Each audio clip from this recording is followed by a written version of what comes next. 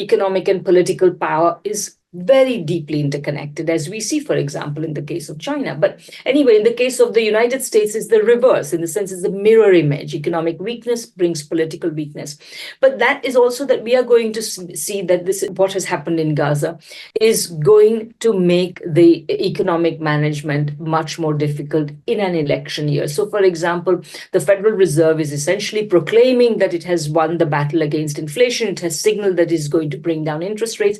But I would say that I would watch this brief very carefully for one very simple reason. Inflation has not been kept down for 2 decades or for many decades since the 1980s because of the skill of the Federal Reserve. It was kept down largely because the United States was still able to compel much of the world, not all of it, but much of the world to supply it with cheap goods on an ongoing basis. But that arrangement has broken down, which means that and this is one of the main purposes of US imperialism, is to keep getting cheap goods, cheap commodities, cheap labor.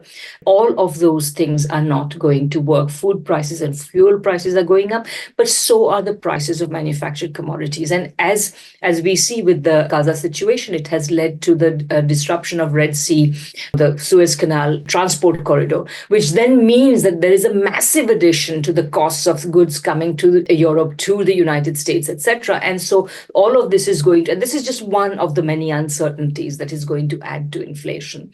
And finally, I would say that, since keeping the dollar as the world's money has been one of the main objectives of the United States, I would say that in 2023, we began to see the shaking of the foundations of this. And with the Gaza conflict in particular, what we have seen is that essentially the world is uniting against United States and is increasingly able to find ways of, and essentially the oil-producing regions and the rest of the BRICS are going to come together today. Iran, Saudi Arabia, etc., are part of the BRICS bloc. And I think under Russia's presidency this coming year, this process will also accelerate.